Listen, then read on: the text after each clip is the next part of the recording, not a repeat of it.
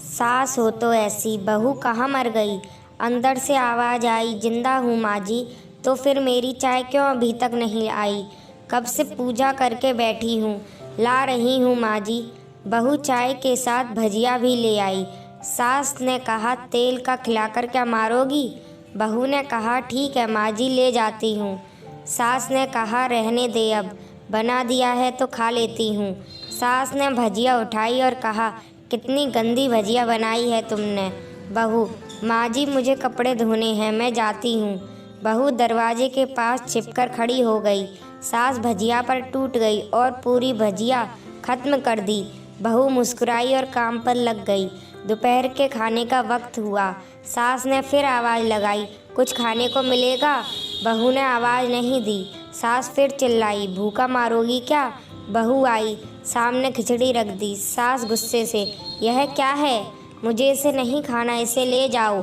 बहू ने कहा, आपको डॉक्टर ने दिन में खिचड़ी खाने को कहा है, खाना तो पड़ेगा ही। सास मुंह बनाते हुए, हाँ तू मेरी माँ बन जा। बहू फिर मुस्कुराई और चली गई। आज इनके घर पूजा थी। बहू सुबह 4 बजे से उठ गई। पहले स्नान किया, फिर फूल लाई, माला बनाई, रसोई साफ की, पकवान और भोज बनाया। सुबह के 10 बज गए थे। अब सास भी उठ चुकी थी। बहू अब पंडित जी के साथ भगवान के वस्त्र तैयार कर रही थी। आज ऑफिस की छुट्टी थी। उनके पति घर पर थे। पूजा शुरू हुई। सास चिल्लाई, बहू यह नहीं है, वह नहीं है। बहू दौड़ी दौड़ी आई और सब करती। अब दोपहर के 3 बज गए थे। आरती की तैयारी चल रही थी। पंडित जी ने सबको आरती के लिए बुलाया और सबके हाथों में थाली दी। जैसे ही बहू ने थाली पकड़ी, थाली हाथों से गिर पड़ी। शायद भोज बनाते हुए बहू के हाथों में तेल लगा था, वो पोंछना भूल गई थी। सारे लोग तरह तरह की बातें करने लगे। कैसी बहू है, कुछ नहीं आता, एक काम भी ठीक से नहीं कर सकती, ना जाने कैसी बहू उठा लाए, एक आरती की थाली भी संभाल नहीं सकी। उसके पति भी गुस्सा हो गए, पर सास चुप रही, कुछ नहीं कहा, बस यही बोलकर छोड़ दिया, सीख रही है, सब सीख जाएगी धीरे धीरे। अब सबको खाना परोसा जाने लगा। बहू दौड़ दौड़ के खाना देती, फिर पानी लाती। करीब 70-80 लोग हो गए थे। इधर 2 नौकर और बहू अकेली। फिर भी वह सारा काम बहुत अच्छे से तरीके से करती। अब उसकी सास और कुछ आस पड़ोस के लोग खाने पर बैठे। बहू ने खाना परोसना शुरू किया। सबको खाना दे दिया गया। जैसे ही पहला निवाला सास ने खाया, तुमने नमक ठीक नहीं डाला क्या, एक काम ठीक से नहीं करती, पता नहीं मेरे बाद कैसे ये घर संभालेगी। आज पड़ोस वालों को तो जानते ही हैं ना साहब, वो बस बहाना ढूंढते हैं नुक्स निकालने का। ऐसा खाना है, ऐसी बहू है, दिन का खाना हो चुका था। अब बहू बर्तन साफ करने नौकरों के साथ लग गई। रात में जगराता का कार्यक्रम रखा गया था।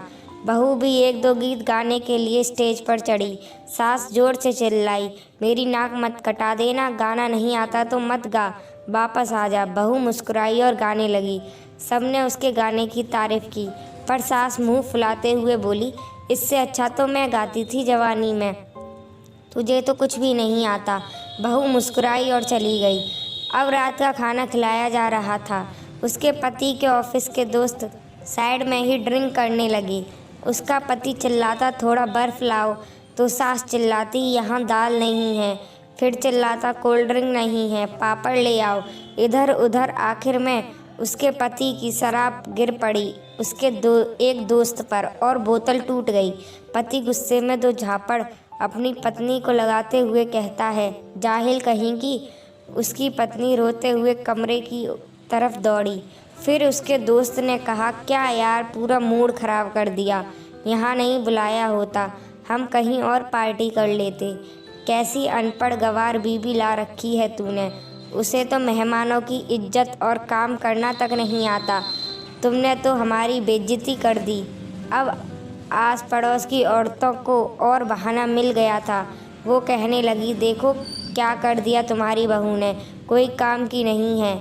मैं तो कहती हूँ अपने बेटे की दूसरी शादी कर दो, छुटकारा पाओ इस गवार से। सास उठी और अपने बेटे के पास जाकर उसे थप्पड़ मारा और कहा, अरे नालायक, तूने मेरी बहू को मारा, तेरी हिम्मत कैसे हुई, तेरी टांग तोड़ दूंगी।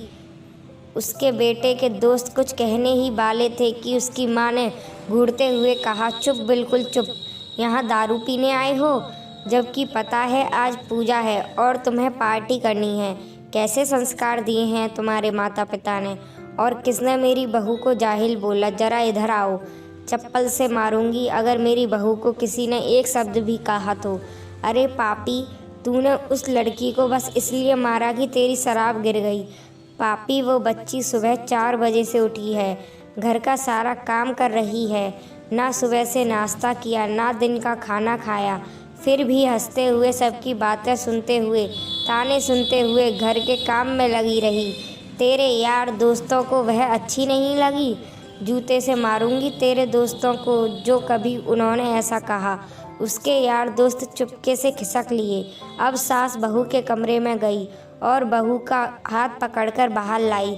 सबके सामने कहने लगी, किसने कहा था अपनी बहू को घर से निकाल के दूसरी बहू ले आना? जरा सामने आओ। कोई सामने नहीं आया। फिर सास ने कहा, तुम जानते भी क्या हो इस लड़की के बारे में? यह मेरी माँ भी है, बेटी भी। माँ इसलिए मुझे गलत काम करने पर डांटती है और बेटी इसलिए कभी कभी मेरे दिल की भावनाएं समझ जाती है। मेरी दिन रात सेवा करती है, मेरे 1000 ताने सुनती है, पर एक शब्द भी गलत नहीं कहती, ना सामने ना पीठ पीछे। और तुम कहते हो दूसरी बहू ले आऊं? याद है ना छुटकी की दादी, अपनी बहू की करतूत। सास ने गुस्से से पड़ोस की महिला को कहा, अभी पिछले हफ्ते ही तुम्हें बिया बीबी भूखे छोड़ घूमने चले गए थे। मेरी इसी बहू ने 8 दिन तक तुम्हारे घर पर खाना पीना, यहाँ तक कि तुम्हारे पैर दबाने जाती थी, और तुम इसे जाहिल बोलती हो? जाहिल तो तुम सब हो जो कोयले और हीरे में फ़र्क नहीं जानते। अगर आइंदा मेरी बहू के बारे में किसी ने एक लफ्ज़ भी बोला तो मुझसे बुरा कोई नहीं होगा, क्योंकि ये मेरी बहू नहीं, मेरी बेटी है। बहू सिसकियाँ लेते हुए कमरे में चली गई। सास ने एक प्लेट उठाई और भोजन परोसा और बहू के कमरे में खुद ले गई। सास को भोजन लाते देखा तो बहू ने कहा, अरे माँ जी, आप क्या कर रही हो? मैं खुद ले लेती। सास ने प्यार से ताना मारते हुए कहा, डर मत, इसमें जहर नहीं है, मार नहीं डालूंगी तुझे। तुझे नहीं सास चाहिए होगी, पर मुझे अभी भी तू ही मेरे घर की बहू चाहिए। बहू ने अपनी सास को रोते हुए गले से लगा लिया, फिर मजाक करते हुए कहा, फिर मेरे पैर दबाने चले आना, और यह ख्याल मन में मत लाना कि सास पैर दबाने बोलती है। किसी दिन मैं इसका गला दबा दूंगी, क्योंकि कभी मैं भी यही सोचती थी। दोनों खूब हंसने लगती हैं।